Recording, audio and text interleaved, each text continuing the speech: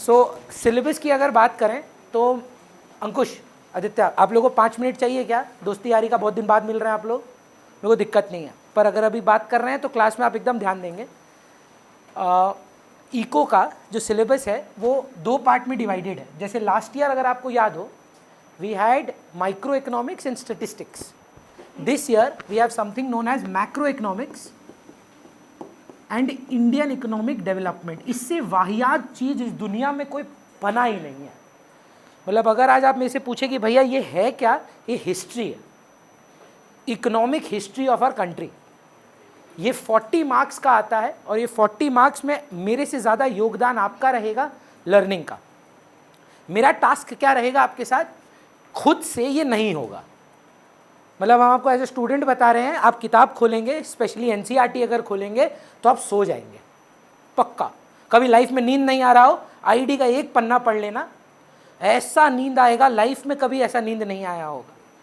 क्यों? क्योंकि सबसे पहला चैप्टर इसके अंदर आता है India on the eve of independence. 1947 में हमारी क्या इकोनॉमिक स्थिति थी, स्टेटस था इकोनॉमिकली, वो बात करना है कि हमारे देश का इतना ह्यूज एग्रीकल्चरल रिसोर्स कैसे तबाह हो गया ज़मींदारी सिस्टम के लिए, ब्रिटिश की पॉलिसीज़ के लिए। मतलब आज का कुछ फेलियर कहीं ना कहीं हम रिलेट करते हैं to the past 200 years of the British rule. So in the first chapter it's all about British bashing.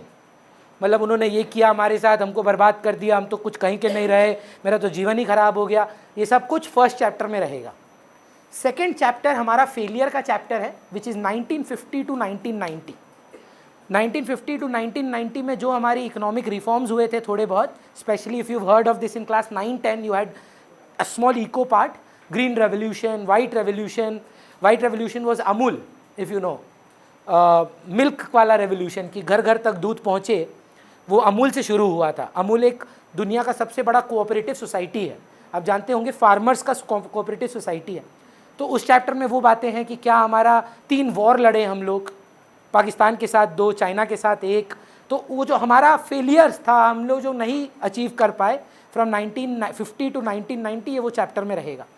Third chapter आपका एक बहुत ही इंपॉर्टेंट चैप्टर है, India's new economic policy which was in 1991, if you have heard of it, liberalisation, privatisation and globalisation.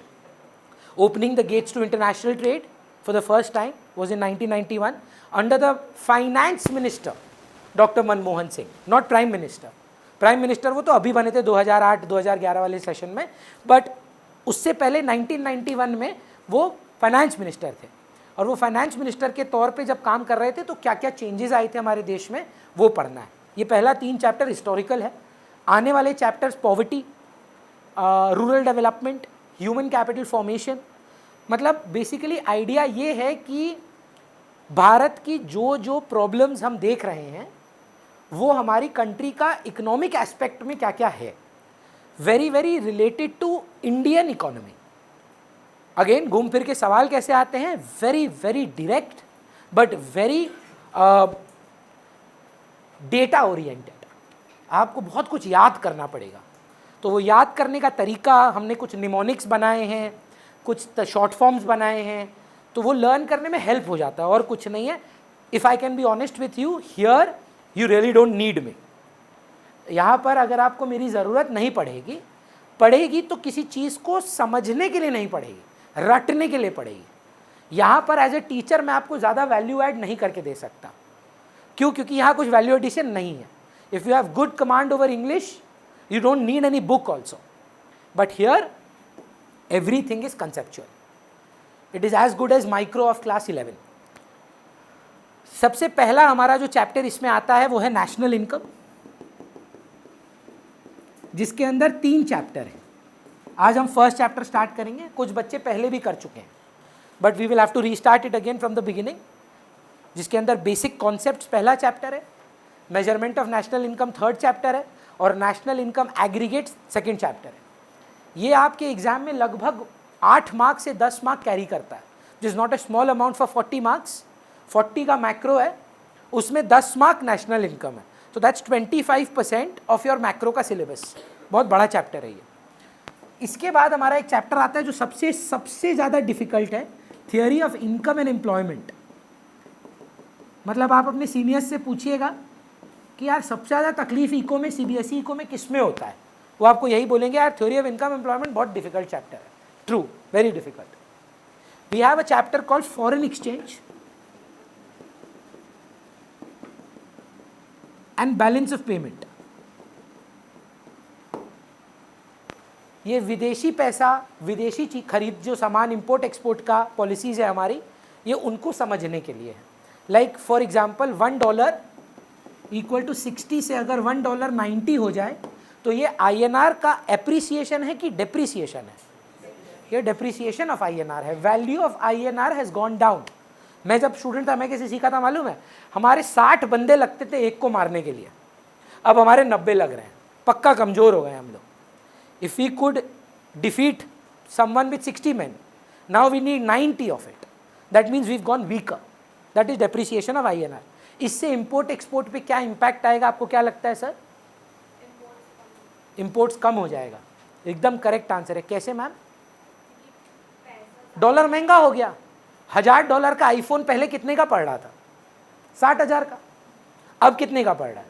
वही iPhone $1000 का, जो same आपको पड़ता है $1000 का, आज भी $1000 का पड़ रहा है, पर डॉलर की वैल्यू बढ़ गई है.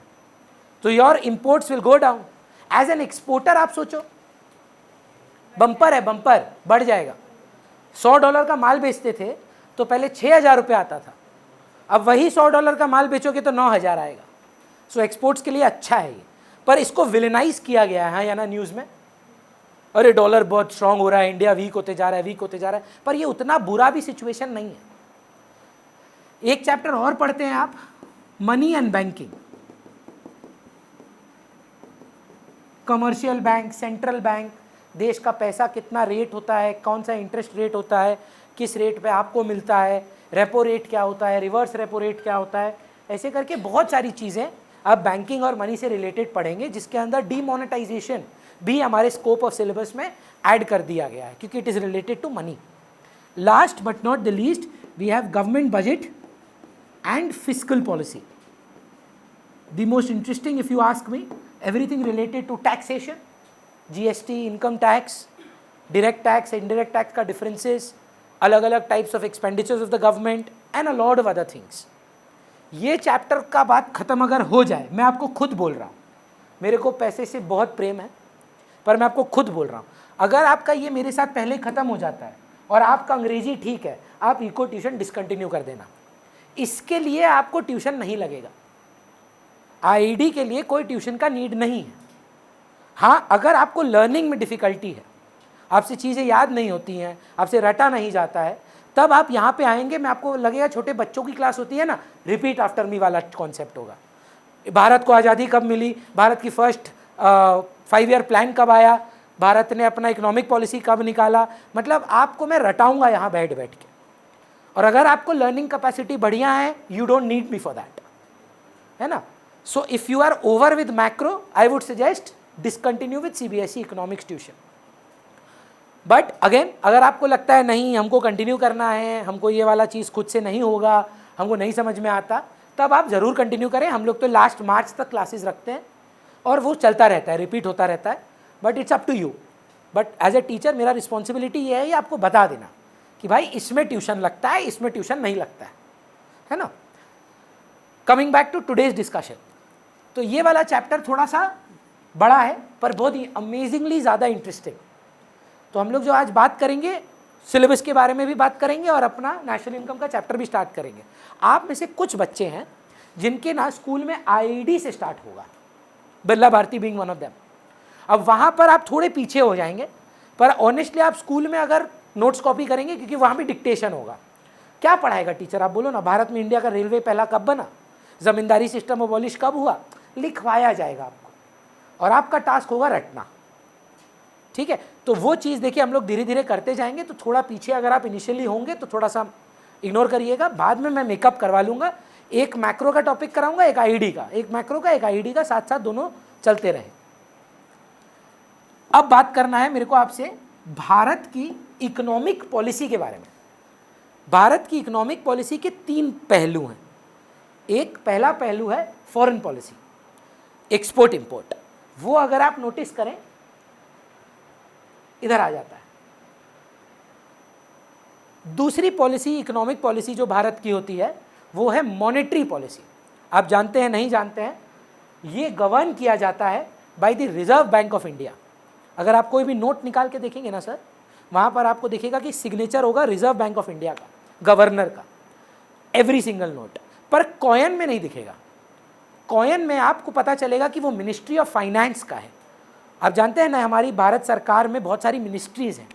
जैसे ministry of corporate affairs companies को देखती है, मिनिस्ट्री ऑफ टूरिज्म भारत की टूरिज्म को प्रमोट करती है। Similarly we have a ministry of fiscal policy, मतलब मिनिस्ट्री ऑफ फाइनेंस, जो अभी करेंटली हमारे फाइनेंस मिनिस्टर निर्मला सीतारमन जी हैं।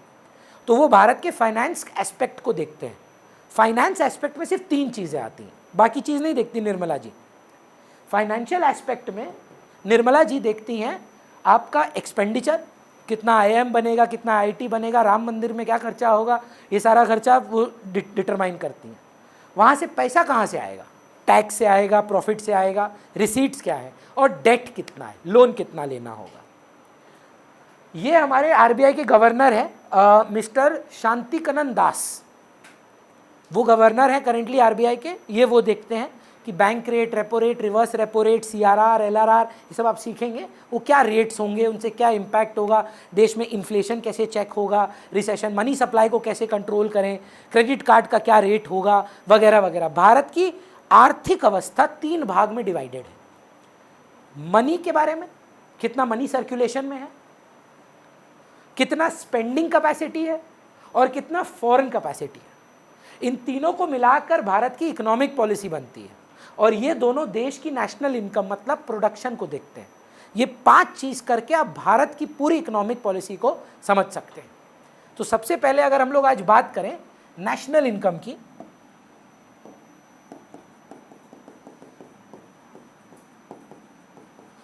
है ना, तो महक, मेरा एक रूल है, महक एंड प्रताप, मैं नए बच्चों के साथ पहले दिन बहुत बात करता हूँ सो दैट उनके साथ थोड़ा सा फ्री हो पाए। तो नेशनल इनकम छोड़ भाड़ में जाए, अगर आपसे पूछा जाए कि मेरा इनकम क्या है, आप कैसे निकालेंगे?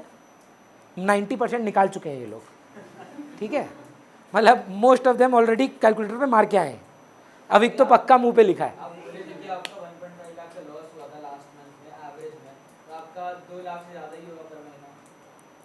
हाँ, वो तो तुम अभी मल्टीप्लाई कर ले यार, उसमें क्या है ना। मैं इनको इग्नोर करिए। अगर मैं आपसे पूछूं कि मेरा इनकम क्या है, बात बंद। Will it be the amount of fees that I receive और the amount of students that I teach into the fees? मतलब जो पैसा कैश में आया है वो मेरा फीस है, कि जितना मैंने पढ़ाया है वो मेरा फीस है? नहीं ma'am. Remember, in accounts also we follow something known as accrual basis of accounting. It doesn't matter whether cash has been received or not. It matters whether goods and services have been provided or not. हाँ ना, में जवाब दीजिए। आप मेरे पास आते हैं, बोलते हैं भैया आपसे पढ़ेंगे, इस महीना फीस नहीं देंगे। क्या मैंने वो पैसा कमाया है कि नहीं? कमाया है, कमाया तो है, मिला नहीं है। रेवेन्यू जनरेट हुआ है, कैश जनरेट नहीं हुआ है। मैं आपको अगर सामान उधारी में दे दूं, क्या मैंने माल बेचा है कि नहीं बेचा है? पर पैसे नहीं मिले।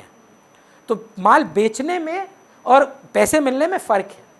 हम जब इनकम चेक करते हैं तो इंडिविजुअल इनकम अक्रूवल के हिसाब से देखते हैं। अब अगर हम इसको एक लेवल पे बढ़ाना चाहते हैं, देश की इनकम देखना चाहते हैं, मतलब सोचिए, अगर इमेजिन करिए एक बार मैं इंडिया, चाइना और पाकिस्तान 3 जन बैठे हैं, बात कर रहे हैं, कितना कमा लेता है तुम? कितना इनकम? इनकम का बात हो रहा है, प्रॉफिट का नहीं। एक सेकंड क्लियर कर लेते हैं इसको। ये भी एक नॉन अकाउंटिंग स्टूडेंट्स हैं हमारे पास, अवंतिका हैं, कुछ और भी बच्चे हैं जिनका अकाउंट सब्जेक्ट ही नहीं है। लॉस शब्द इनकम माइनस एक्सपेंस से आता है। मैं यहाँ इनकम की बात कर रहा हूँ। मैं नहीं देखना चाहता मैं प्रॉफिट में हूँ कि लॉस में हूँ, मैं ये देखना चाहता हूँ मेरी इनकम कितनी है। इनकम में थोड़ी ना खर्चे देखते हैं, इनकम में देखते हैं कमाया कितना भाई तुम। तो अगर मैं देश के पर्सपेक्टिव से कमाई देखना चाहता हूँ, मैं 3 ऑप्शन देता हूँ आपको। सेल देखो, कैश देखो, कि प्रोडक्शन देखो। तेरे को क्या लगता है? कुछ बच्चे सेल बोल रहे हैं, पर एक बात बताइएगा, आपकी आबादी को पैसा कब मिलता है, माल बिकने पे कि माल बनाने पे? लेबर को उसकी सैलरी बिकने पे मिलती है कि बनने पे मिलती है? लैंड प्रोवाइड किया है कोई आपको प्रोडक्शन के लिए, आपको उससे रेंट आता है, आप बोलेंगे यार मेरा तो सामान बिका नहीं, हम रेंट देंगे नहीं। अगर आप लोन लेते हैं, इंटरेस्ट पे करते हैं, अगर आप बात करेंगे हम सच बोल रहे हैं क्लास 12 में हम घर भेज देंगे, I promise, no warnings, nothing. I have told you, I have conveyed this to you that if you are in a mood to joke around, laugh around, right now don't join RKC. This is out of sheer respect to you. This is that I don't want to be rude to you. I am just saying that in class 12 if you have a different mentality right now कि चलना थोड़ा मस्ती मजाक करके आते हैं, घूम फिर के आते हैं, चिल मार के आते हैं, ट्यूशन मत आ भाई, फालतू में मेरा और आपका रिश्ता खराब हो जाएगा। मतलब आप जो मतलब थोड़ा बहुत इज्जत करते हैं वो नफरत में कन्वर्ट हो जाएगा, आपको चिढ़ मच जाएगा मेरे से। मैं जेन्युइनली बोल रहा हूं कि मैं घर भेज दूंगा, चाहे वो कोई भी हो, मैं देखूंगा भी नहीं। सो एक ही रिक्वेस्ट है, जब आप इधर बैठेंगे आपका यहां कॉन्सेंट्रेशन लेवल और आपका इंपैक्ट थोड़ा इस साल डिफरेंट होगा। मैं ये हर क्लास नहीं बोलूंगा, पर हाँ क्योंकि आप 11 में मेरे साथ थे और मैं 11 में मैं जेन्युइनली बोलता हूँ, मैं थोड़ा लेड बैक हूँ। मेरे को बहुत क्रिटिसिज्म मिला है इसको लेकर कि भैया बहुत ढीले हैं, भैया कुछ नहीं बोलते हैं। हाँ मैं 11 में कुछ नहीं बोलता, जेन्युइनली नहीं बोलता, क्योंकि मैं जानता हूँ 10वीं का परीक्षा दे के आया है, 12वीं में फिर रगड़ना है, तो एक साल अगर ब्रेक ले लो तो कोई दिक्कत नहीं है, पर 12th में कॉम्प्रोमाइज़ नहीं कर सकते आप। आपका इच्छा है, मैं आपको 2-3 नंबर देता हूँ, मस्त मस्ती मजाक होता है उधर, वहाँ ज्वाइन कर लो। पर अगर आप यहाँ ज्वाइन किए हो तो आपको डेडिकेटेडली पढ़ना होगा, नहीं तो बेस्ट ऑप्शन है आप आओ अक्टूबर नवंबर में, मैं लूँगा।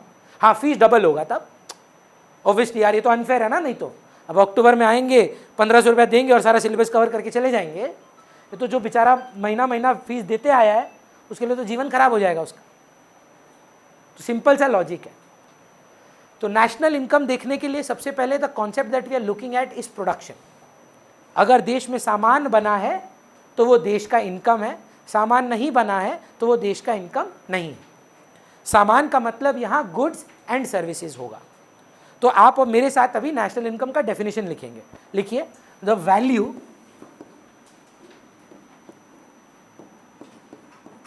Of final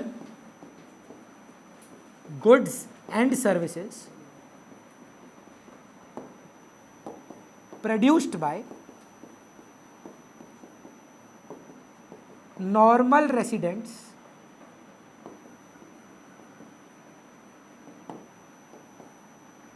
whether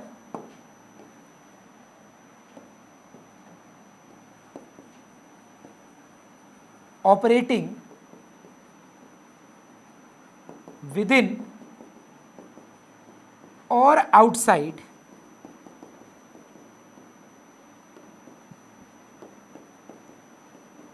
the domestic territory of a country in one fiscal या फाइनेंशियल ईयर। भैया ये तो डेफिनेशन ही तो पूरा क्लास खा जाएगा आज। हाँ आज का क्लास पूरा सिर्फ इस डेफिनेशन को समझने में ही लग जाएगा, और यही नेशनल इनकम का मेन क्रक्स है। तो एक बार पहले नेशनल इनकम के डेफिनेशन को समझते हैं। बोल रहा है देश में क्या देखना है, प्रोडक्शन देखना है। हाँ किस चीज़ का production? Final goods and services का। बोला कोई भी बनाए, बोलता नहीं भारतीय होना होगा। ये भारतीय भारत में बना रहा है कि भारत के बाहर बना रहा है, एज लॉन्ग एज ये भारतीय है, ये हमारा आदमी है, ये हमारी इनकम है। पर एक चीज़ का ध्यान रखिएगा, नॉर्मल रेसिडेंट है, नॉर्मल सिटीजन नहीं। विजय माल्या का नाम सुने हैं? विजय माल्या कहाँ के रेसिडेंट हैं? जानते हैं रहते कहाँ हैं? लंदन में रहते हैं, पर उनका पासपोर्ट आधार कौन से देश से इशूड है? इंडियन सिटीजन है वो। यहाँ पे नॉर्मल सिटीजन की बातें हैं कि नॉर्मल रेसिडेंट की? तो अभी अगर विजय माल्या कुछ पैसा कमाएंगे तो वो किसकी देश की नेशनल इनकम में जाना चाहिए? यूके की। कारण क्या है? वो रहते कहाँ हैं? यूके में। तो क्या कॉन्सेप्ट रेजिडेंशियल स्टेटस पे होगा, सिटीजनशिप पे नहीं। भैया रेजिडेंशियल स्टेटस कैसे आता है वो सब की बात बाद में करते हैं। एज लॉन्ग एज आदमी हमारा है, चाहे विद इन और outside the domestic territory of our country, Bharat में हो कि भारत के बाहर हो, अब भारतीय हो, आप भारत की नेशनल इनकम एक्सेप्टेबल है। अब एक एक करके ये पार्ट्स को आप समझेंगे। तो वैल्यू यहां पर देख रहे हैं हम लोग, Divisha are we looking at quantity, मतलब आप जो सुनते हैं न्यूज़ वगैरह में भारत का जीडीपी, वही है नेशनल इनकम ही है, ग्रॉस डोमेस्टिक प्रोडक्ट सुने होंगे ना न्यूज़ में, भारत का जीडीपी गिर गया, भारत का जीडीपी बढ़ गया, हम $3 ट्रिलियन की इकोनॉमी बन गए। ये $3 ट्रिलियन है क्या? देश का प्रोडक्शन, देश में सामान कितना बन रहा है। आज हम बोला जा रहा है 4 नंबर पे हैं, हमसे आगे 3 देश हैं, ठीक है, we have US, China and UK. अभी जस्ट हमने पार किया है दूसरी कंट्रीज को और हम चौथे नंबर पे गिरे हैं। एक कंट्री के बाद हम तीसरे नंबर पे आ जाएंगे और चाइना और यूएस को बीट करने में अभी समय है। पॉइंट क्या है भैया आपका? देश में सामान कितना बन रहा है इज इक्विवेलेंट टू देश में जॉब्स कितना है, हाँ या ना? सामान अपने आप प्रकट तो नहीं होगा, आप सब सीबीएसई से हैं, आप सबका माइक्रो इकोनॉमिक्स था, उसमें लॉज ऑफ रिटर्न था। उस लॉज ऑफ रिटर्न में what were the 4 factors of production? Land, labour, capital, entrepreneur. तो अगर इन चारों रिवॉर्ड को जोड़ा जाए, लैंड का रिवॉर्ड क्या होता है शेयर्स? लैंड, अगर आपके पास जमीन आपको क्या मिलेगा? रेंट। अगर आप लेबर हैं तो आपको क्या मिलेगा? वेजेस। अगर आप कैपिटल प्रोवाइड करते हैं तो आपको क्या मिलेगा? इंटरेस्ट। और अगर आप एंटरप्रेन्योर हैं तो अगर आप इन चारों को जोड़ेंगे, हाँ या ना जवाब दीजिए, कमोडिटी का दाम आ जाएगा। इसके अंदर थोड़ा रेंट है, थोड़ा वेजेस है, थोड़ा इंटरेस्ट है और बाकी का प्रॉफिट है। तो instead of looking at the price of the commodity, can I say if I calculate the goods produced of the country and multiply it with the price of the commodity, I will get the country's production. So we are looking at the concept of value, not quantity. तो मतलब rupees में आएगा। $3 trillion में हम अपनी economy को जज करते हैं, रुपीज या फिर करेंसी में। वैल्यू ऑफ क्या? Final goods and services. अब फाइनल गुड्स एंड सर्विसेज को समझना जरूरी है। तो एग्जाम्पल के तौर पे देखिए, वही बुक वाला एग्जाम्पल ले रहा हूं। ये जो है ये भव्या है, ये भव्या है और ये है फील्ड। और फील्ड में भव्या उगा रही हैं wheat, wheat not weed, wheat गेहूं, ठीक है। ये गेहूं काट कर वो एक मिलर को देती हैं, जिनका एक मिल है। मान लीजिए हर्ष का एक मिल है, चक्की का मिल होता है ना, किस चक्की का आटा खाते हो, मिल को चक्की बोलते हैं। वहां पर ये गेहूं को पाउडर फॉर्म में कन्वर्ट करते हैं हर्ष और आटा बनाते हैं, फ्लावर नॉट फ्लावर, फ्लावर मतलब आटा। ये आटा जाकर श्रेयस खरीदते हैं, ये उनकी हैट है, ये एक बेकर है और इस फ्लावर से वो मस्त एक ब्रेड बनाते हैं। आप जाके ये ब्रेड खरीदते हो, इसमें से फाइनल प्रोडक्ट क्या है? ब्रेड। हमेशा ब्रेड फाइनल होगा ये जरूरी है? व्हाट इफ आपका एक पाव भाजी का दुकान है और ये ब्रेड लेकर आप भाजी उजी मिलाकर उसको फिर बेचते हैं, तब फाइनल क्या हो जाता है? पाव भाजी फाइनल प्रोडक्ट। तो हमको यहाँ पे क्या देखना है? Final product. महक आपके मन में आना चाहिए क्यों? बोल रहा है ब्रेड के अंदर फ्लावर है और फ्लावर के अंदर वीट है। तो जब आप ब्रेड का वैल्यू ले रहे हैं उसके अंदर ऑलरेडी ये दोनों इंक्लूडेड है। To give you a better more relatable example, if you are taking the value of the car, somebody else is providing the tires. MRF makes the tires, Hyundai makes the cars. But when they are charging you for the car, they are definitely charging you for the tires as well. So इसमें अंदर उसका value added है। When they are charging for the steel, plastic, all of it has been added to the final product that is the car. Sorry, paint. But I'm sure paint तो किसी और से लेते होंगे, Hyundai तो paint बनाता ही नहीं है। But they have already included that in the value of the car, so that is why we are always going to take what? Value of final goods and services. अब इस पे लड़ाई है sir, लिखेंगे हम लोग What are final goods and services?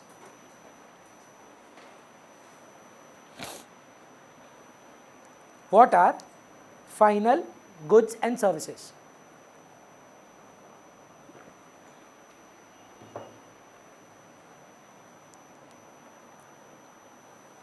हमारे देश में Bhavya, do you know how many sectors are there in terms of consumption? Production sector सबको पता होना चाहिए, नहीं तो धिक्कार है आपको 11 में आप इको पढ़े. There is a primary sector, secondary sector and a tertiary sector. Agriculture, industry, service, ये कौन से सेक्टर है? प्रोड्यूसिंग सेक्टर्स हैं. इनको खाने वाले 4 हैं.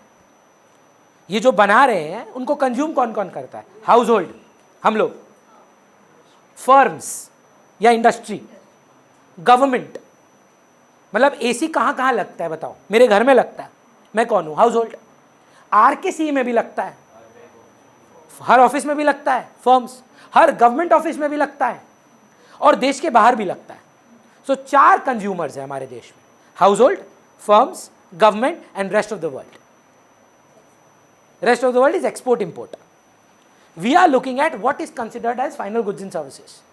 Anything, think about it, anything you buy in the capacity of a household is final. फिर से बोल रहा हूँ, anything from a microwave to your t-shirt to your आलू टमाटर भिंडी प्याज is final goods and services. Whether it's a durable commodity or whether it's a perishable commodity, what is your intention? To sell it or to consume it? It doesn't matter what you buy. It is a final good and service. Car bought by you is what? Asset. Meant for resale or meant for consumption? It is final goods and services. Household कुछ भी खरीदे वो final goods and services है. इसको लिखिए please. Anything that the household buys for consumption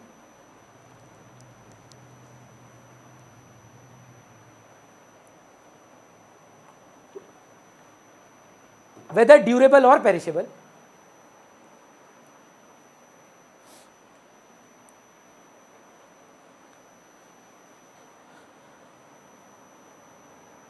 buys for consumption, whether durable or perishable, is final goods and services. Pratap, do you mind sharing आपके parents का business क्या है या सर्विस है, job है, क्या है? Sorry, internet service provider. तो सर बिजनेस है. मेरे को एक बात बता, ऑफिस है, ऑफिस में कुछ फर्नीचर होगा, कुछ एसी वगैरह होगा, कुछ आपने मान लीजिए मशीन वगैरह खरीदा हो सकता है. ये सब आपने क्या किया है? कस्टमर को बेचने के लिए कि खुद कंजम्पशन करने के लिए? तो ये भी फाइनल है. बोल रहा है फर्म्स का, फर्म्स मतलब समझ रहे हो, बिजनेसेस, बिजनेसेस के एसेट परचेस्ड फाइनल है, रॉ मटेरियल नहीं,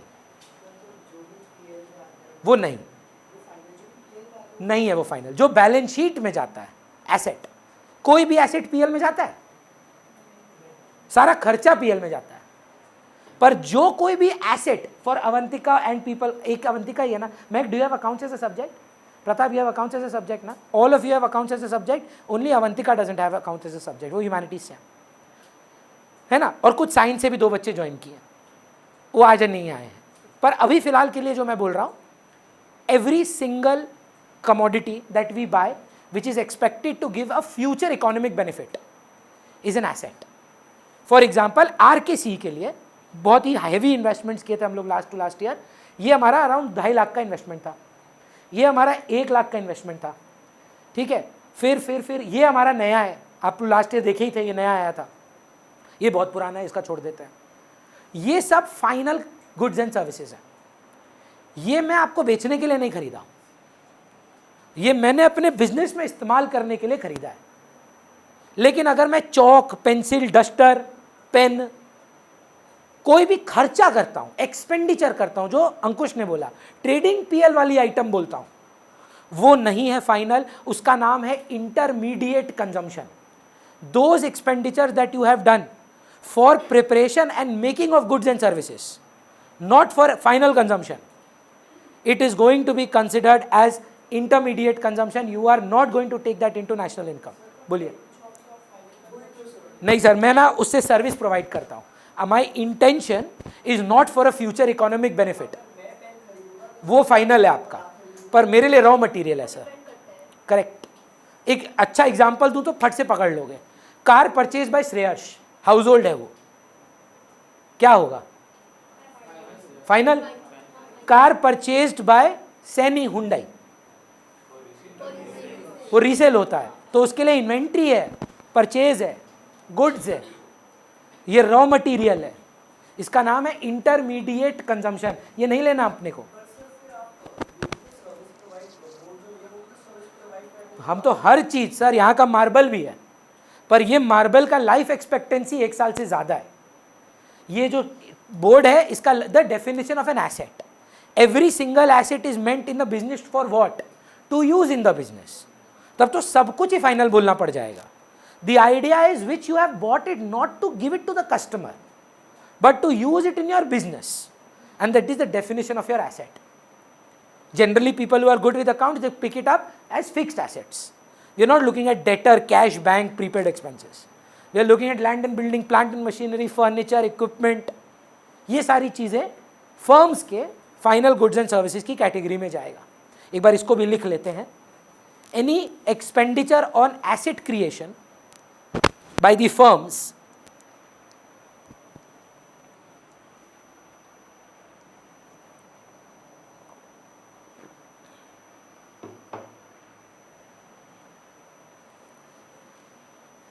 any expenditure on asset creation by the firms is capital formation and considered as final goods and services. हर स्कूल का फेवरेट क्वेश्चन, हर स्कूल का, chalk and duster purchased by a school, will it be final और intermediate? Intermediate. Final goods and services. Chalk and duster by a school क्या मानेंगे? Asset की raw material. Chalk and duster by a school asset की raw material, raw material, intermediate consumption. Board by a school asset बन जाता है, final goods and services. Agreed? Chowk and duster bought by Varija to play in the house, घर पे लिया ऐसे drawing करने के लिए, फाइनल है भैया। आप अपने घर के लिए चौक एंड डस्टर ले रहे हैं ऐसे ड्राइंग करने के लिए, तो वो क्या है? फाइनल है। पर अगर आप बिजनेस वाले हैं और आपका वो रॉ मटेरियल है, तब आप उसको फाइनल नहीं बोल पाएंगे। अगर माइक्रोवेव खरीदा कोई व्हीकल तो उसके लिए वो फाइनल एसेट है, फाइनल है, एब्सोल्युटली। अगर एलजी खरीदा तो उसके लिए मतलब एलजी की जगह कोई शोरूम खरीदा टू सेल इट, तो वो इन्वेंट्री है, गुड्स है, तो वो इंटरमीडिएट कंजम्पशन है ना। कार परचेज्ड बाय मी, जर्नल सोचेगा 2 मिनट, अवंतिका इग्नोर करना, कार टू कैश मेरे लिए, पर सैनी हुंडई करता है परचेज टू कैश, वो गुड्स मानता है उसको, उसका काम है। मैं अगर कैमरा लेता हूं, मैं करता हूं इक्विपमेंट टू कैश, पर खोस्टल इलेक्ट्रॉनिक्स करता है परचेज टू कैश, गुड्स है उसका, he deals in it. So we are looking at here assets. Firms का सिर्फ एसेट देखना है। और बहुत अच्छा लगा मेरे को अंकुश जो बोला, ट्रेडिंग पीएल जितना भी है मत देखना, रेंट लोगे खर्चा फाइनल नहीं, salary, wages, carriage inward, carriage outward, मन में लेकिन आएगा खर्चा तो है ही, ये क्यों नहीं आ रहा है?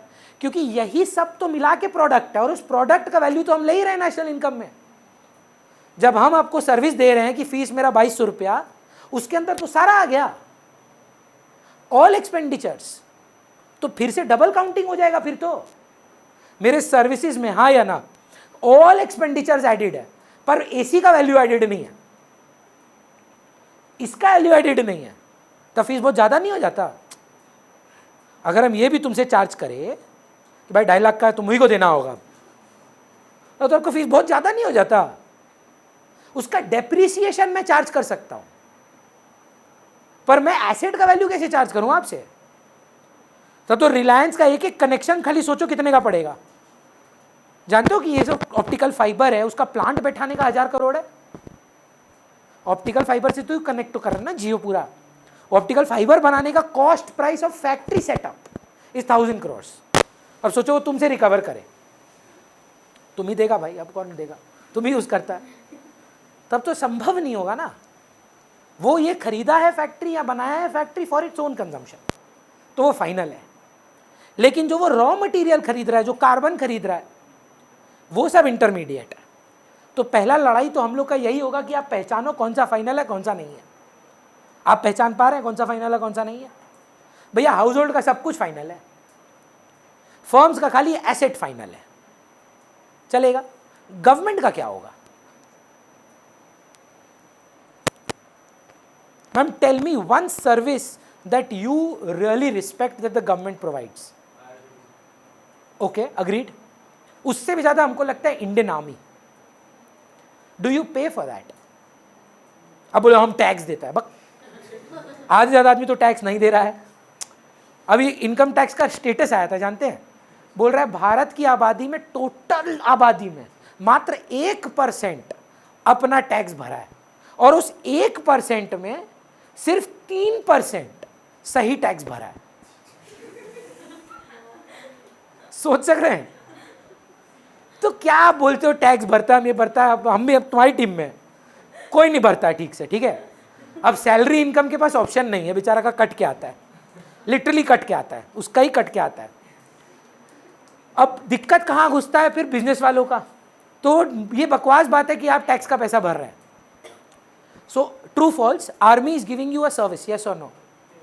Who is paying to the army? Who is paying to the general, the commander, the government? Are they not providing you goods and services? आप बोल रहे नहीं, हम तो नहीं बोले थे मेरे लिए लड़ो, सब बकवास बात है ना? It's stupidity to debate on that. Similarly, the Indian police services, the IPS, the IAS, the IRS, how are they getting paid? Who is paying this money? Government. For what? For services for the general benefit, final goods and services. We are not looking at free में पैसा बांटना अंदर कृषि Kalyan Yojana. We are not looking at Beti Padhao बेटी बढ़ाओ योजना. We are not looking at, वही है ना? ओह सॉरी, हम क्या बोले? बेटी बढ़ाओ तो राइट होना चाहिए आंसर। बचा तो लेंगे ही, प्रॉब्लम है बढ़ा नहीं पा रहे हैं। इशू बचाना नहीं रहा अभी, बेटी को बढ़ाना ही होगा। अब हाइट में नहीं बोल रहे हैं, स्टेटस में। So value of final goods and services में, final goods and services 3 part में डिवाइड किया गया। हाउस होल्ड का सब कुछ, फर्म्स का एसेट, गवर्नमेंट का वो government services which is provided for the general benefit. ये सारे जो हैं वो फाइनल गुड्स एंड सर्विसेज हैं। जैसे कोई एग्जांपल दीजिए, गवर्नमेंट क्यों जनरल बेनिफिट का खर्चा का नहीं करेगा? गवर्नमेंट का काम ही जनरल बेनिफिट है ना? तो सारा तो जनरल बेनिफिट में ही घुस जाता है। पर हाँ, फ्री का पैसा नहीं है। बहुत बार गवर्नमेंट फ्री में पैसा बांटता है कि आप गरीब हैं, बिलो पॉवर्टी लाइन है, तो गवर्नमेंट आपको डेली अलाउंस देता है, अनएम्प्लॉयमेंट अलाउंस बोलते हैं, वो नहीं लेना है। उसके बदले सर्विस जनरेट होगा, काम किया जाएगा, दान नहीं लेना है। समझ पा रहे हैं? तो हाउस होल्ड का आप क्या लिखे? Anything purchase by the household is final. Firms का आपने लिखा एसेट्स। गवर्नमेंट का लिखिए all government expenditures that are for general benefit, that create goods and services. Goods, all government services या government expenditure that are provided for the general benefit and which create goods and services. Export government का नहीं है, export rest of the world है। पहले ये खत्म करते हैं ना, फिर बात करते हैं। And where goods and services are produced या which create goods and services, and which create goods and services are final. Last क्या बचा? उसमें 2 चीज है, एक्सपोर्ट और इंपोर्ट। आप बताओ प्रतीक, इसमें से कौन सा वाला इंक्लूड होना चाहिए और कौन सा वाला एक्सक्लूड? प्रोडक्शन में एक्सपोर्ट इंक्लूड होना चाहिए, यस और नो? बना कहाँ? डेफिनेशन क्या बोलता है? सोल्ड की प्रोड्यूस्ड? बिका चाइना में, चलो मानते हैं, पर बना कहाँ? लैंड, लेबर, कैपिटल, एंटरप्रेन्योर को रिसोर्स का रिवॉर्ड कहाँ मिला? ठीक है बिका बाहर, पर कमाई कहाँ हुई? इंडिया में। तो ऐड करेंगे एक्सपोर्ट और माइनस करेंगे इंपोर्ट। जो आईफोन आप ले हैं वो मेड इन चाइना है या मेड इन यूएस है? हाँ है ना? वो इंडिया का प्रोडक्शन ही नहीं है भाई, वो भारत का प्रोडक्शन ही नहीं है। आप उसका आउटपुट नहीं ले सकते नेशनल इनकम में। तभी तो आज बहुत प्राउडली लोग लिखते हैं मेड इन इंडिया, क्योंकि बनाओगे तभी नेशनल इनकम में आएगा। इंडिया का सबसे बड़ा, सोच सके बता, एक्सपोर्ट ऑफ सर्विस क्या है? जानता है? जनरल नॉलेज है।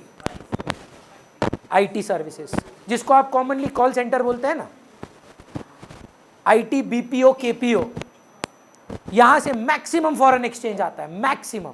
आप बिलीव नहीं करेंगे, हमारे बैलेंस ऑफ पेमेंट मतलब इंटरनेशनल रिकॉर्ड्स में अराउंड 30% तो भारत की सर्विसेज से आता है। क्यों? क्योंकि गुड्स में उतने स्ट्रांग नहीं है हम, पर इंडियन ब्रेन बहुत स्ट्रांग है। तो आईबीएम का नाम सुने होंगे, टाटा कंसल्टेंसी सर्विसेज का नाम सुने होंगे, ये सारे बना बना के उनको सॉफ्टवेयर देते हैं हम, बड़ी बड़ी कंपनीज को पूरी दुनिया में। और ये भी नहीं, अगर आप मान लीजिए माइक्रोसॉफ्ट है, ये ट्रू है, झूठ भी नहीं है, आप क्या करेंगे? आप इंडिया में, दिल्ली में किसी कॉल सेंटर की कंपनी को बोलेंगे कि भाई अमेरिका में लेबर बहुत महंगा है, ये लोग ना चिंदी चिंदी चीज़ के लिए फ़ोन करता है, लैपटॉप ऑन नहीं हो रहा है, क्या करें? कस्टमर केयर में फ़ोन करना पड़ता है। मतलब दूसरा में मत लीजिएगा, अमेरिकन थोड़े डम है, उनके शैम्पू बॉटल में हाउ टू यूज़ लिखा रहता है, तो उनका भी कस्टमर केयर होता है। तो and by mandatory they have to have a customer care, rules हैं इनके, बहुत स्ट्रिक्ट है अमेरिका इन सब चीज़ में। हर जो 2 मिनट में देखे होंगे सू कर देता है कंपनी को। चिकन करारा नहीं था, बेचारा केएफसी को सू कर दिया एक आदमी, उनमें $1 मिलियन जीता है, जानते हैं? Red bull gives you wings था, बोला मेरा तो नहीं आया। ये ट्रू है, ये झूठ नहीं है। तो भैया पॉइंट क्या आपका? द पॉइंट इज इंपोर्ट बनता बाहर है, यूज भारत में होता है, प्रोडक्शन तो यहाँ का नहीं है। इंपोर्ट्स को नहीं लेना है, एक्सपोर्ट्स को लेना है। अब नोटिस करें, अभी सबसे पहले आप फर्स्ट चीज पे आए हैं, इतना देर में, 1 घंटा में we have just reach final goods and services. तो वैल्यू ऑफ क्या लेना है? फाइनल गुड्स एंड सर्विसेज लेना है, गुड्स भी नहीं, गुड्स एंड सर्विसेज चलेगा। प्रोड्यूस्ड, फिर से बोल चिरांशु। हाँ आएगा, अगर हमारे देश में बना है तो। एंट्री पोर्ट का बात कर रहा है, जहां पर एक देश से आप खरीद के दूसरे देश में बेचते हैं। एज लॉन्ग एज भारतीय प्रोडक्शन है चिरांशु, कोई भी देश में बेचो, अगर वो बनता भारत में है, वो भारत का नेशनल इनकम है, चलता है, कोई दिक्कत नहीं। वैल्यू ऑफ फाइनल गुड, बात नहीं होगा, एक हेलो घर जाना है। Value of final goods and services produced. अब इस पे लड़ाई चलेगा 10-15 मिनट। मैं आपसे कुछ चीज़ें बोल रहा हूँ, ये पक्का मेरे को पैसे तो मिल रहे हैं, पर ये प्रोडक्शन है कि नहीं बताना। अभी आके बोला भैया आप ना मेरे फेवरेट टीचर हैं, बोल हम आपको 5 लाख रुपया गिफ्ट देना चाहते हैं, बोल 5 लाख गिफ्ट। इसमें बोल, रिकॉर्ड हो जाए एक बात, हाँ इसके बाद घर आ जाएंगे हम आपको 5 लाख रुपया गिफ्ट देना चाहते हैं, हाँ है ना में जवाब दीजिए। 5 लाख रुपए के पैसे मिल गए, ये प्रोडक्शन है क्या? क्यों भैया? इसके बदले आप सर्विस तो नहीं दी है ना कोई। हमको यहाँ नेशनल इनकम में नेशनल कैश नहीं देखना है कि पैसा मिला कि नहीं, प्रोडक्शन हुआ कि नहीं। अगर प्रोडक्शन नहीं है, चाहे कितना करोड़ों रुपया क्यों ना मिला हो, वो नेशनल इनकम नहीं है। Sorry, lottery income national income में नहीं आता है, सच बात है। केबीसी में 15 सवाल का जवाब देकर आते हैं, नेशनल इनकम में नहीं आता है। पर बच्चन साहब की सैलरी आएगी क्योंकि वो सर्विस प्रोवाइड करते हैं, है ना। तो ऐसी बहुत सारी चीज़ें हैं जो आपको लगेगा कि शायद नेशनल इनकम में आनी चाहिए, पर वो नहीं आती हैं। सबसे पहले anything out of love and affection,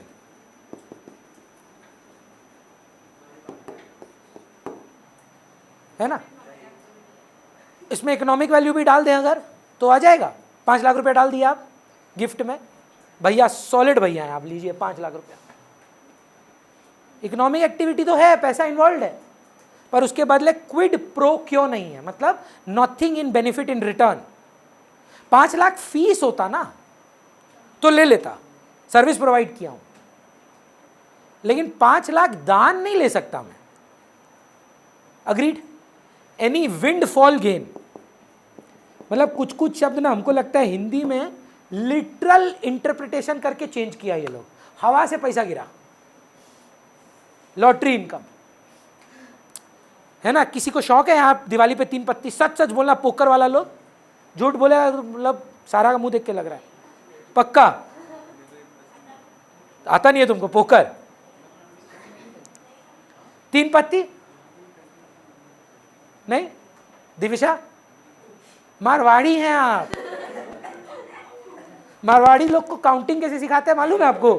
1 2 3 4 5 6 7 8 9 10 गोला बेगी बादशाह। वो लोग को 13 12 बहुत बाद में पता चलता है। 12 को रानी बोलता है वो लोग, और 13 इज राजा और 11 इज गुलाम, है ना।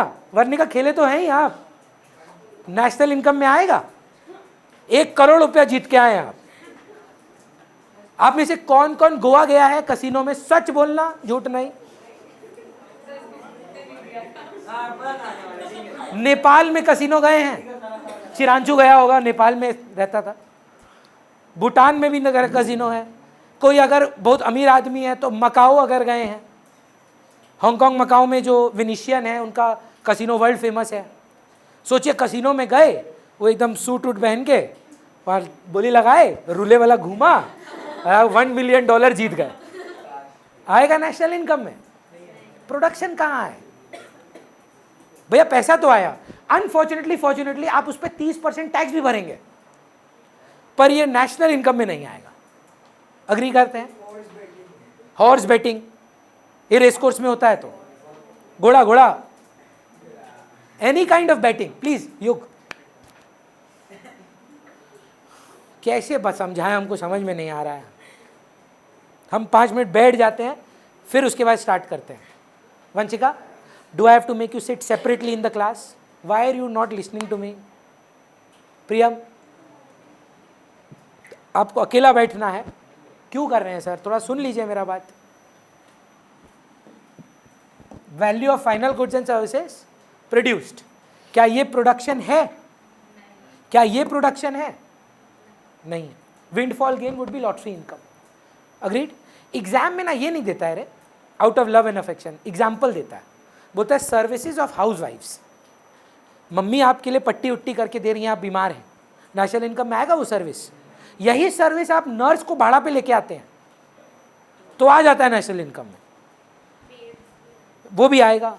हम अलाउड नहीं है ये शब्द, अब बोल नहीं सकते हैं। We call it domestic help. Maid नहीं बोलना चाहिए, गलत वर्ड है। हमको भी मेरा स्टूडेंट लोग ही करेक्ट कराया है, हम भी मेड ही बोलते थे। बोला नहीं भैया, it should call it domestic help. अच्छा चीज़ बोला, हम सोचे आपको पास ऑन कर दें। Out of love and affection अगर कोई चीज़ है वो नेशनल इनकम में नहीं आना चाहिए। कोई भी wind fall gain, lottery income वगैरह नेशनल इनकम में नहीं आना चाहिए। एक तो नेक्स्ट आइटम बोलेंगे ना, बहुत लोगों का पैरों तले जमीन निकल जाएगा, क्योंकि बहुत लोगों का घर चलता है उससे। Sale and purchase of securities, stock market पूरा। रिलायंस का दाम 2600 रुपया, आप 2800 में लेते हैं और बेच देते हैं। प्रोडक्शन कहाँ है? एक कागज लिए 2600 में, 2800 में बेचे। Where is the production? True false? It is nothing but an educated gambling. पढ़ा लिखा लोगों का 3 पत्ती है और कुछ नहीं है। स्टॉक मार्केट बढ़ेगा गिरेगा क्या होगा भाई बता? It is nothing but, financial management कौन कौन पढ़ता है? एजुकेटेड सट्टा है, और क्या है? गैम्बलिंग क्यों नहीं है बताइए ना? सेम कॉन्सेप्ट ड्रीम 11 बोलता है कि भाई ये गैम्बलिंग नहीं है, तुमको टीम बनाना है 11 लोगों का, एनालिसिस करना है, तभी तो अलाउ किया। आप जानते हैं ना, भारत सरकार टीवी में अलाउड नहीं है गैम्बलिंग देने का। They sued all these gaming website, Dream 11 फैनन जितना भी है, दे सूड कि why are you not allowing us?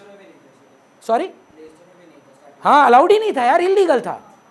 It was pure gambling, so they went to the court. बोला स्टॉक मार्केट तो लीगल है। बोला स्टॉक मार्केट में ज्ञान लगता है, जैसे वो बोल रही है भैया गैम्बलिंग नहीं है। उसको तुम बोल के देखो किसी ड्रीम 11 वाले को, वो तुमको समझाएगा कितना ज्ञान लगता है। कौन सब्स्टिट्यूट में उतरेगा, कौन इम्पैक्ट प्लेयर होगा, कौन फील्डिंग रिस्ट्रिक्शन, कौन ऑलराउंडर लेके खेलेगा, पिच रिपोर्ट देखेगा। वो तुमको इतना ज्ञान देगा, स्टॉक मार्केट वाले लोग शर्मा जाएगा कि ये तो हमारे में भी नहीं होता। आप किसी पोकर एंथुजियास्ट के पास जाओगे ना, वो आपको उतना ही ज्ञान दे देगा कि 52 कार्ड्स का डेक होता है, चार्ट डेक है, ये ऐसे आया है, फुल कैलकुलेशन है, इसमें सट्टा कुछ नहीं है। Every person in his field thinks it's not gambling, but it is, I call it in my eye on, या it's called an educated gambling. मतलब आप पूरा सोच समझ के, बूझ के, एनालिसिस करके सट्टा लगा रहे हैं। चांस है कल ही मार्केट गिर जाए, सारा धरा का धरा रह जाएगा। एक कोविड का न्यूज लगा था या एक यूक्रेन का अटैक लगा था, सारा एनालिसिस खत्म। मेरा जैसा आदमी का भी, ठीक है, हम ना CFA लेवल 2 है, कंपनी सेक्रेटरी है, CA फाइनलिस्ट है, हम अपने आप को बहुत ज्ञानी समझते हैं लिटरली। मेरा भी मार्केट 30% पोर्टफोलियो क्रैश किया था, और एक एक टॉप नॉच स्टॉक। एक तो मेरा फेवरेट स्टॉक था अडानी ग्रीन, हिंडनबर्ग बोल के US कंपनी तो रिसर्च लगाया, बोला फ्रॉड कंपनी है। मेरा 3000 रुपये का शेयर 800 रुपये पे आ गया। एनालिसिस के हिसाब से तगड़ा कंपनी था, आज भी है, 1900 रुपये पे वापस गया है, पर वो मेरे हाथ में नहीं है रे। एक तो न्यूज लगता है, फेक न्यूज, और पूरा मार्केट क्रैश कर जाता है।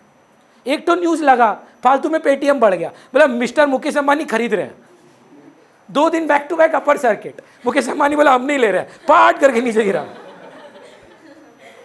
तो कहाँ का एनालिसिस है रे? सच में गैम्बलिंग है। जितना जल्दी समझोगे ना, हाँ, अब आप बोलेंगे भैया फिर पढ़ाते क्यों हम लोग को? ताकि जिससे पैसा ऐंठना है ना, वो इंप्रेस हो जाए। देखिए अभी क्या है ना, बटरफ्लाई स्ट्रैटेजी है। अभी क्या है, फ्यूचर ऑप्शंस में आप पुट लेंगे तो कॉल लेना गलत होगा। बोले समझ में नहीं आ रहा, तुम ही रख, तुम इन्वेस्ट कर दे। That is what a CFA does. It convinces the people who have money to give the money to them and they invest on their behalf. That is exactly like that. Can it go haywire? It has gone multiple times. बहुत बार market crash किया है, कोई predict नहीं कर सकता, है सब इम्पॉसिबल है। सो पहला क्या लिए हम लोग? Out of love and affection, not national income. Anything windfall gain, not national income.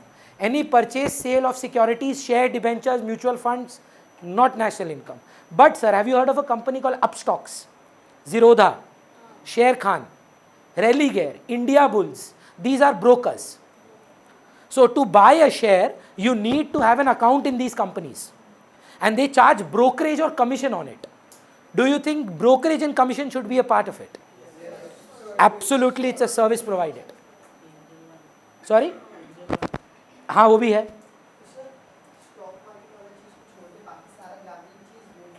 जी, हम तो बोलते हैं वो भी विंडफॉल में ही आता है, पर आप लिखना मत, है ना, किस्मत पे ही है ये मोस्टली। अग्री करते हैं? Sale and purchase of securities not taken into national income, but any commission और brokerage paid on such shares और debentures is taken into national income as services have been provided. Agreed?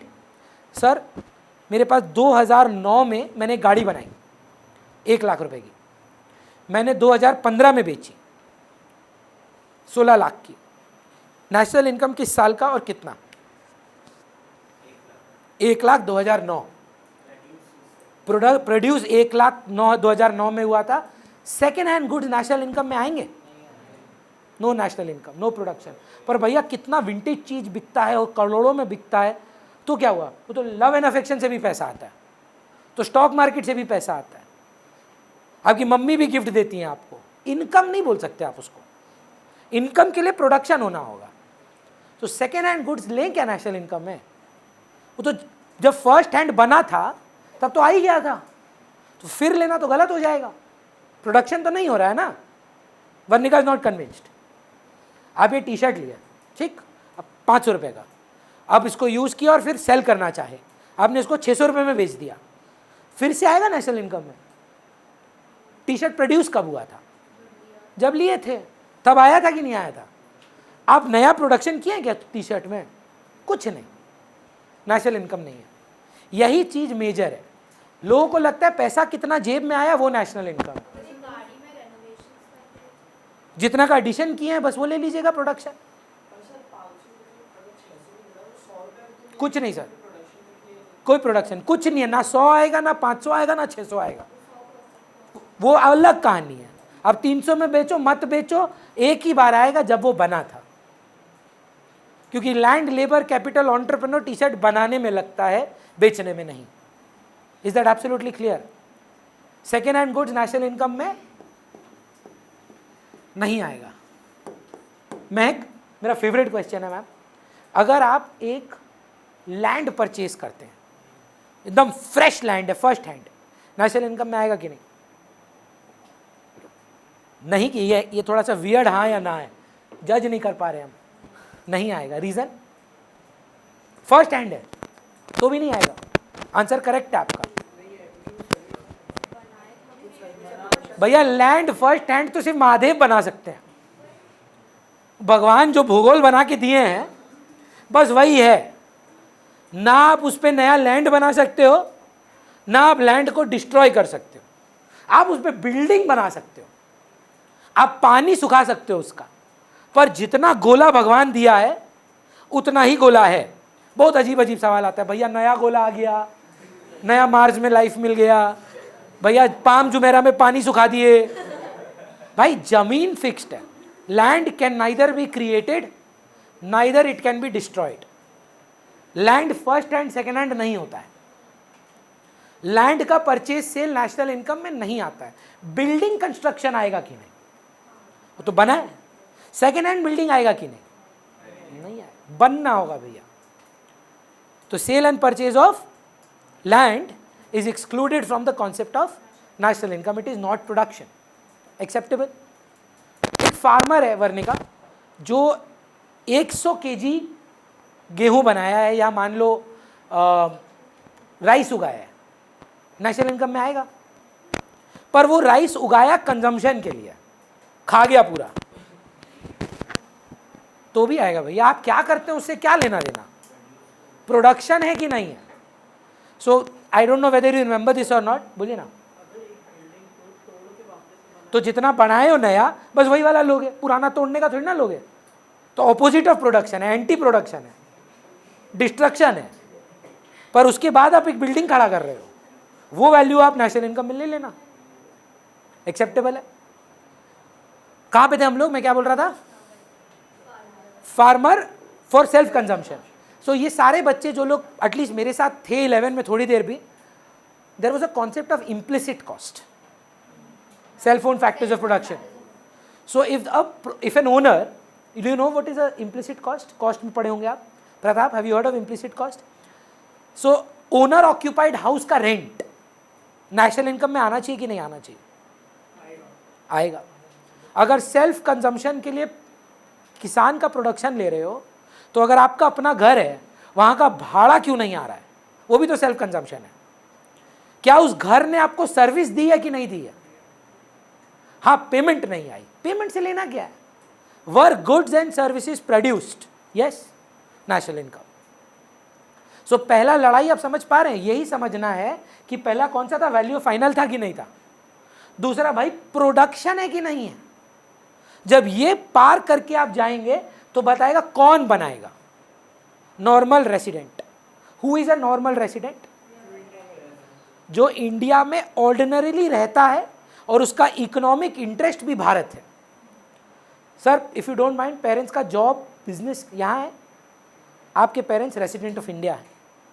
हो सकता है कि आप में से कोई बाहर जाके शिफ्ट हो जाए, स्पेन में जॉब लग जाए, तो वहाँ के रेसिडेंट बन जाते हैं। सर आप सिटीजन कहाँ के होंगे? आपको सिटीजनशिप इतना आसानी से नहीं मिलता, आप जानते हैं ना। आपको सिर्फ रेजिडेंशियल स्टेटस, आप वर्क वीज़ा पे जाते हैं काम करने, पर जब आप वहाँ काम करते हैं, वहाँ रहने लगते हैं, तो आप वहाँ के रेजिडेंट कहलाते हैं। क्या संभव है कि आप काम कर रहे हैं बाहर, आप इंडिया में ही रेजिडेंट हो? कैसे?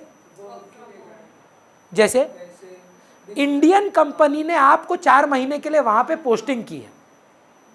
जैसे मेरे मामा हैं, वो IDFC के CFO हैं, ठीक है, तो उनको बहुत बार UK या US भेजा जाता है। He is at a big post and IDFC is a big bank, so he is CFO, Chief Financial Officer. So he travels around the world and for 3 months he was posted in Spain.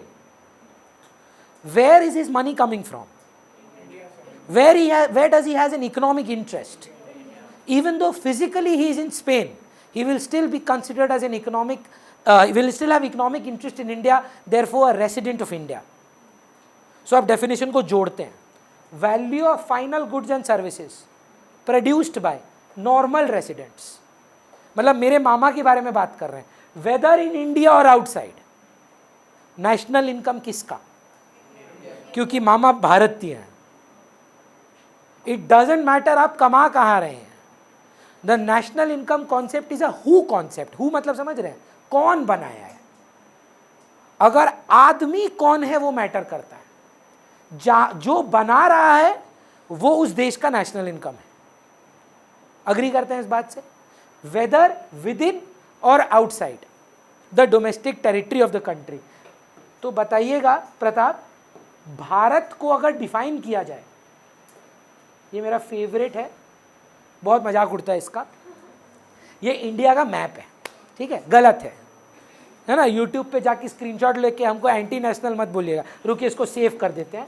Basic idea है कि Pakistan include करना है ना, तब आप anti national नहीं है, तो अफगानिस्तान भी जोड़ दिए हैं थोड़ा, बांग्लादेश तो है ही अपना ऑलरेडी, आधे से ज़्यादा तो कलकत्ता में ही आके बैठा है, तो उसको क्या इंक्लूड करें, वो ऑलरेडी इंक्लूडेड है।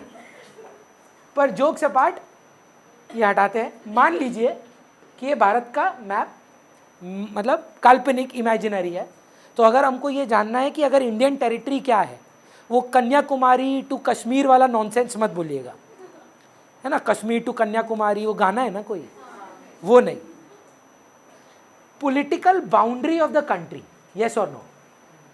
मैं आपको रियल आंसर बता रहा हूँ और फिर एकेडमिक आंसर बताऊंगा।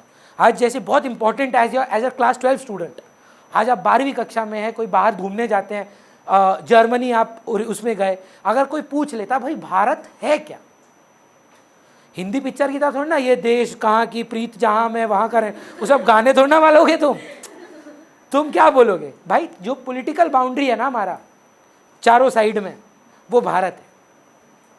72 nautical miles into the ocean, वो भी भारत कहलाएगा। नॉटिकल माइल लगभग, if I am not wrong 1.8 mile या 1 पॉइंट समथिंग करके ना एक नॉटिकल माइल होता है, तो उतना माइल तक, क्योंकि देखिए पानी में ना आप लाइन नहीं टान सकते, यू कांट से ये वाला पानी वाला एरिया यहाँ तक भारत है, क्योंकि वो करेंट्स होते हैं, high tide low tide, it's not possible.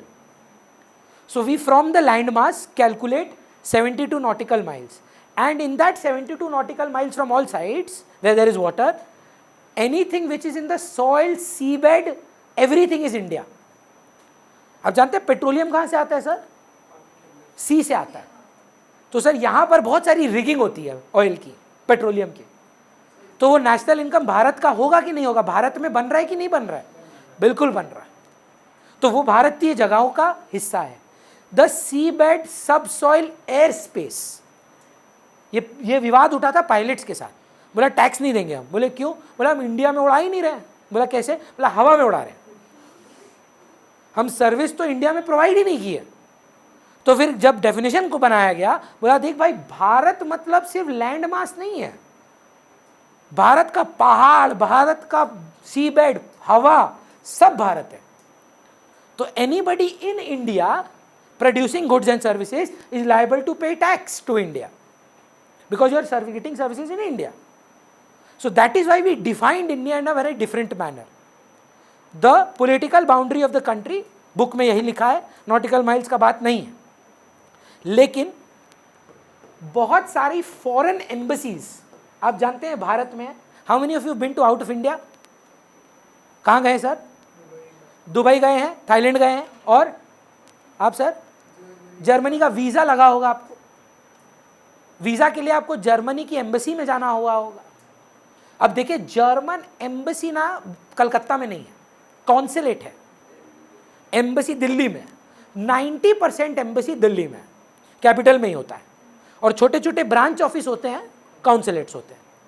मैं एम्बेसी की बात कर रहा हूँ। मान लीजिए ये जितने भी आप जगह देख रहे हैं, ये फ्रांस की एम्बेसी है, ये जर्मनी की एम्बेसी है, ये यूके की एम्बेसी है, ये ऐसे ऐसे एम्बेसी हैं। आप लोग में से कितने लोग ये जानते हैं कि भारत के पास इन टेरिटरीज का कोई भी ज्यूरिसडिक्शन नहीं है, चाह कर भी हम उधर घुस नहीं सकते। आज अगर इंडियन आर्मी घुस जाए तो वॉर हो सकती है, क्योंकि अगर आपकी आर्मी अमेरिकन एम्बेसी में घुस जाती है, आपकी आर्मी अमेरिका में घुस गई है। By definition it is a part of America, by definition. Physically it is in India, but by definition it is a part of America. This is to give the people who travel to India, Americans who come to India, a safe place, कि अगर by chance कोई झमेला हो जाए, आपके पास एक घर इन a foreign country है, आप वहां जाएं। सिमिलरली हायना में जवाब दीजिए, वॉशिंगटन में पक्का इंडियन एम्बेसी होगा, स्पेन में इंडियन एम्बेसी होगा, पेरिस में इंडियन एम्बेसी होगा, है ना, फ्रैंकफर्ट में या मान लीजिए कोई जर्मनी की बड़ी सिटी में 100% इंडियन एम्बेसी होगा। उस प्रकार से वो हमारी टेरिटरी है, जैसे ये हमारी टेरिटरी नहीं है। फॉरेन कंट्रीज में जितनी इंडियन एम्बेसीज हैं वो भारत की डोमेस्टिक टेरिटरी के अंदर कंसिडर की जाएंगी। So if you ever had to define a domestic territory, please write this down. The domestic territory of a country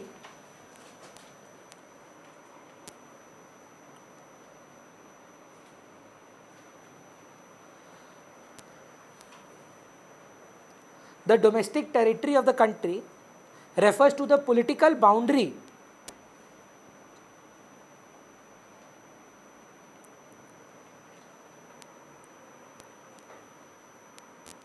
including all domestic embassies abroad,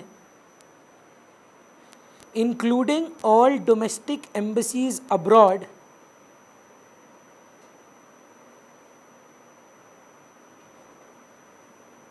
and removing all foreign embassies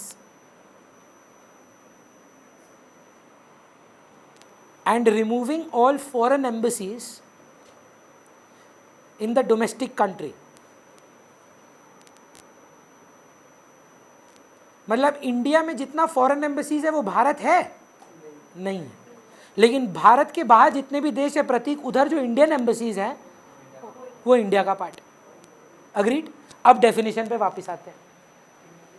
value of final goods and services, सामान जो final है, जो बनाया गया है किससे, normal resident से, चाहे वो भारत में हो या भारत के बाहर हो, भारत को डिफाइन किया गया है, एक साल में वो भारत का नेशनल इनकम कहलाएगा।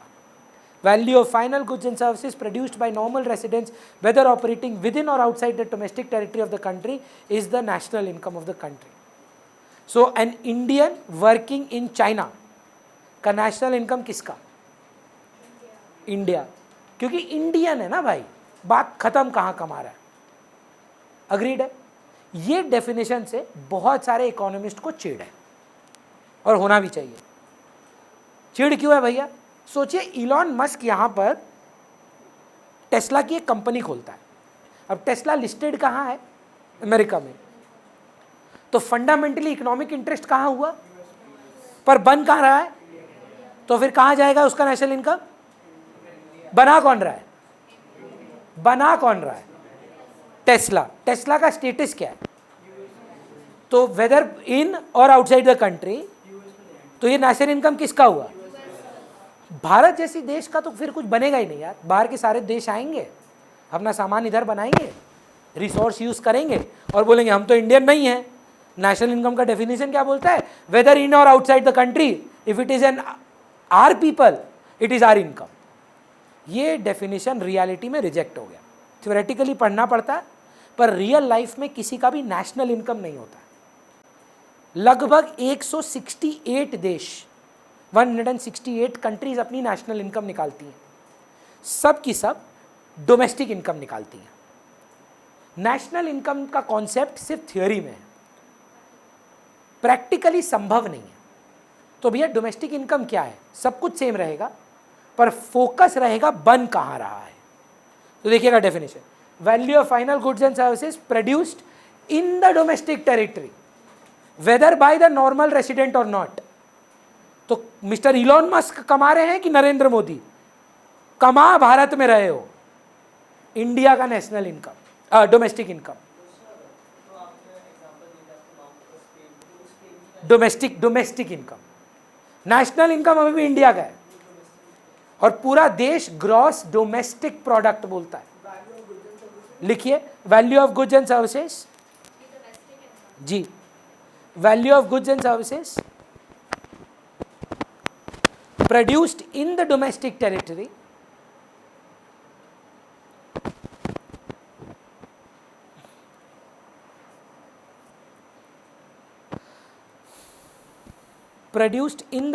territory whether by a normal resident or not,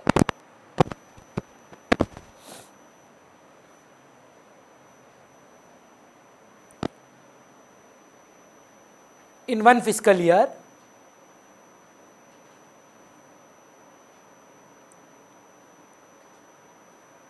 is called domestic income। चारवीं आंसर करिएगा मैम। भारत में एक पाकिस्तान एम्बेसी है, उस पाकिस्तान एम्बेसी में एक चाइनीज चाय बेचता है। चाइनीज है नहीं यार, बहुत रेसिस्ट हो जाएगा, सॉरी, अंदर का गंदगी रुकता ही नहीं है मेरा। ये दूसरा, अब ठीक है, ये चाइनीज है, ठीक। अगर पूछा जाए, चारवीं से पूछ रहे थे, सॉरी, फिर से बोल रहा हूं, इंडिया में पाकिस्तान एम्बेसी में चाइनीज, कौन से देश का डोमेस्टिक इनकम, कौन से देश का नेशनल इनकम? नेशनल इनकम किसका? आदमी किसका है? तो नेशनल इनकम किसका है? चाइना का है। जगह किसकी है? तो डोमेस्टिक इनकम किसका? तो ना भारत का डोमेस्टिक ना भारत का नेशनल, ये तो अनफेयर है। नहीं भैया, अनफेयर नहीं है, ना आदमी हमारा है ना जगह हमारी है। बाय डेफिनेशन ये किसकी जगह है? तो जगह किसकी? उसका डोमेस्टिक, आदमी जिसका उसका नेशनल।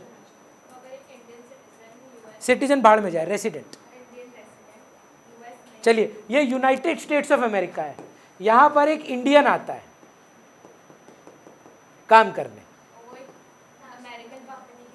मैटर नहीं करता रेसिडेंट कहाँ का है, इंडियन रेसिडेंट। देश किसका नेशनल इनकम? इंडिया का। जगह किसकी है? तो डोमेस्टिक इनकम किसका? सिंपल ट्रिक है, जगह जिसकी उसका डोमेस्टिक, आदमी जिसका उसका नेशनल। वही मैं पहले ही पूछ रहा है, रेसिडेंट कहाँ का है? इंडिया का है, तो इसका मतलब इकोनॉमिक इंटरेस्ट भारत में है। अब सोचिए, जॉब छोड़कर वो एप्पल ज्वाइन कर लेता है तो उसका इकोनॉमिक इंटरेस्ट ही चेंज हो जाता है। He can not be called an Indian resident, he is an American resident. Then when you go and take a job, your economic interest shifts, right? You no longer have an economic interest in India. If you join an American company, your economic interest is not India, it is America. So you become a resident of America. So national income किसका? जगह किसकी? तो दोनों उन्हीं का है। हाँ, आदमी तो इंडिया अमेरिका ही का हो गया ना। अगर आप अमेरिका जाके काम करेंगे, दो संभावना है, आपको state bank of India America भेजा है, या आप अमेरिका का अमेरिकन एक्सप्रेस बैंक में काम कर रहे हैं। जी, एम्प्लॉयर कौन है आपका? है ना? जैसे देखिए, अगर ये आंसर कर पा रहे हैं, इंडिया है ये, भैया धीरे धीरे छोटा होते जा रहा है ना। अच्छा, ये ऑस्ट्रेलिया है, कुछ तो राइट हुआ। ऑस्ट्रेलिया में एक इंडियन एम्बेसी है जहां पे एक ईरानी काम करता है। जगह किसकी है? पर है तो ऑस्ट्रेलिया में। बाय डेफिनेशन ये भारत है, तो ये जगह किसकी है? तो डोमेस्टिक इनकम किसका है और कमा कौन रहा है? National income Iran. Absolutely clear. यहां पर ये इंडिया है, मान लीजिए ये पाकिस्तान एम्बेसी है और यहां मिस्टर अमित शाह काम करते हैं।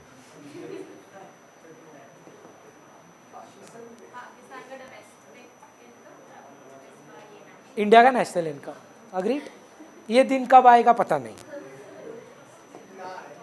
आएगा तो मजा आ जाएगा यार, सारा पाकिस्तानी एम्बेसी को बंद करा देगा वो आदमी, ऐसा सनकी है वो पाकिस्तान को ही ना उड़ा दे। मजाक नहीं कर रहे हैं लोग, जैसे बोलते हैं ना मोदी के बाद कौन है, मोदी के बाद कौन है, भगवान ना करे योगी आदित्यनाथ आए, भगवान ना करे, वो क्या कर बैठेगा भगवान ही जानता है, वो डरता भी नहीं है किसी से। चलिए सो क्या क्या पढ़े हम लोग आज? नेशनल इनकम का डेफिनेशन पहले डिफाइन करते हैं वापस से। Value of final goods and services. Varnika जल्दी से अपने भाषा में बताओ फाइनल गुड्स एंड सर्विसेज क्या होता है? हाउस होल्ड का सब कुछ, फर्म्स का एसेट, और एक्सपोर्ट ऐड करना है, इंपोर्ट लेस करना है, राइट। फिर हम लोग बात किए प्रोडक्शन का। क्या प्रोडक्शन नहीं है? Windfall gains, lottery income, anything out of love and affection, second hand goods, purchase and sale of land, purchase and sale of, अच्छा एक चीज बोलना भूल गया, any illegal items, illegal items, जैसे भारत में गांजा इलीगल है ना, पर वर्णे का कंजम्पशन तो बहुत करते हैं आप मतलब कंजम्पशन मतलब इन जनरल बहुत होता है भारत में, हाँ या ना? आप नहीं करते, पर होता है कि नहीं होता है? कोकेन भारत में यूज हो रहा है कि नहीं हो रहा है? आप नहीं करते, भगवान करे ना करते हो तो रहा ही है ना।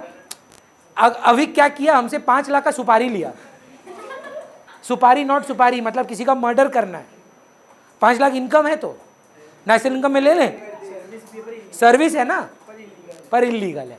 अगर ये इलीगल लिया जाता तो शायद पाकिस्तान नंबर 1 पे होता, है ना। टेररिज्म, अबडक्शन, हाँ हम पाकिस्तान से डरते थोड़ी ना है, ये तो हम, हाँ नहीं, हमारे मैप में ग्रीन है, हाँ भाई फ्लैग में। चलिए फिर हम लोग बात किए नॉर्मल रेसिडेंट कौन होते हैं? नॉर्मल रेसिडेंट होते हैं वो लोग जिनका इकोनॉमिक इंटरेस्ट भारत उसी देश में होता है। फिर हम लोग बात किए टेरिटरी का, आउट ऑफ फोकस हो, अभी ठीक हो जाएगा, वो बीच बीच में चला जाता है। फिर हम लोग बात किए टेरिटरी का। टेरिटरी को डिफाइन कैसे किया गया? डोमेस्टिक टेरिटरी मतलब political boundary including all domestic embassies in foreign countries and removing all foreign embassies in domestic countries. ये पूरा डेफिनेशन नेशनल इनकम का बनता है। Is that absolutely clear? 5 minute का ब्रेक लेते हैं। 7 बजे से जो लोग पार्टनरशिप बैच के लिए रुकेंगे रुक जाएं, नहीं तो जो लोग कल आएंगे या सैटरडे आएंगे वहाँ का वेट करें। 5:30